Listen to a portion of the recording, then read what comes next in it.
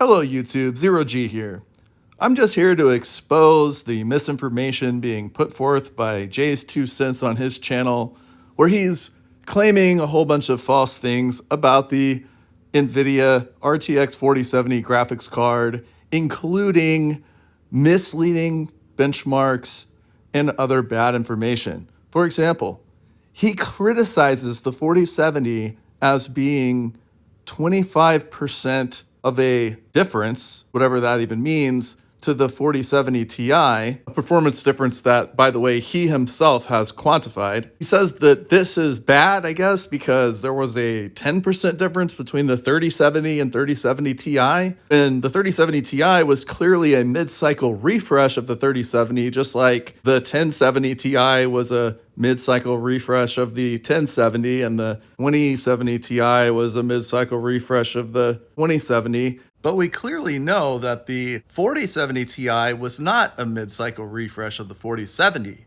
In fact, it was meant to have launched as a completely different class of card, which counts for the 25% difference between them. But the fact is, Jay's 2 cents, Gamers Nexus, and all the other influencers tried to flex on NVIDIA and get them to rename their card to 4070 Ti, and NVIDIA caved to it, so they did. But that explains why there's that difference. It doesn't mean anything. You asked them to rename it to that.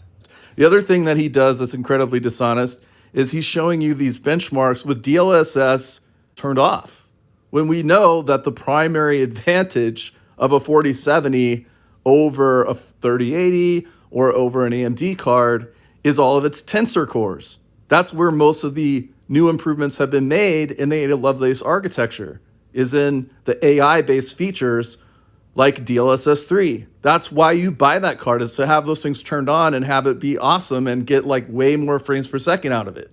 If you're not going to turn that stuff on, then yeah, you might as well not buy that card. Turn it on, Jay. Turn on DLSS. Why not show the consumer what they'd actually get if they bought it, instead of selectively figuring the benchmarks to give the conclusion that you already decided you had beforehand.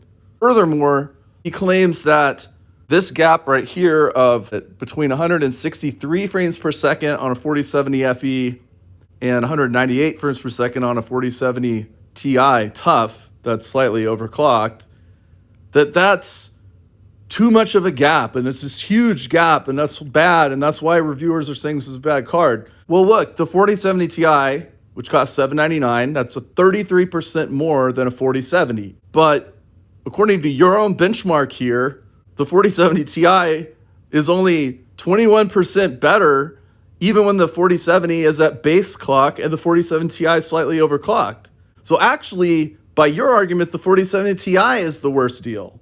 Then the 4070, according to this, the 4070 is actually a really good deal. And then let's not forget the fact that the 4070 only consumes 200 watts. Which means it runs much cooler, it's going to dump a lot less heat into your case, and look how much money people spend on all of these expensive custom cooling loops, when the worst thing you can do for your CPU is to slot a 350, 400 watt GPU card right next to it.